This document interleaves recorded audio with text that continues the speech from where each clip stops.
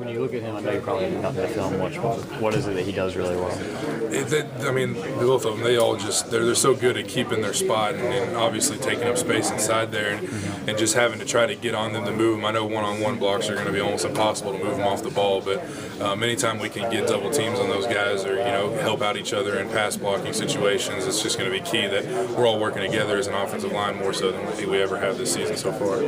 How much time have you spent thinking about Arkansas, or you put that completely behind you? You don't want to even look at it? I mean, you try to put it behind you. You try to put the game behind you, but you always want to remember that feeling because you don't want it to happen anymore. And it is one of the more embarrassing games that I've been a part of. But it's just something that you see what happened. We looked at the film yesterday and watched what happened and saw what we could do better, and just kind of take that and go from there and try to put it behind us and just focus on what we have the rest of this season because we still have a lot of good teams left to play. Fred, do you sense at all that some guys aren't playing, fighting as hard now as what you would like them to be?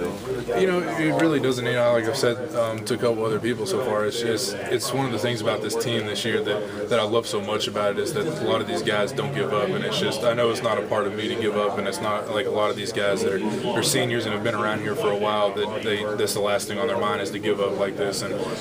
I think that attitude is kind of rubbed off on a lot of guys because during practice we're practicing just as hard as we have been, and we still have we know a lot of guys that don't have that mentality yet. So as long as we can keep that going and keep the guys' spirits up, and I know it's tough right now, but the most that we can do with that is older guys, and these young guys are doing a really good job of taking the leadership and kind of following what we do, and so it's been good so far as long as we can keep that up.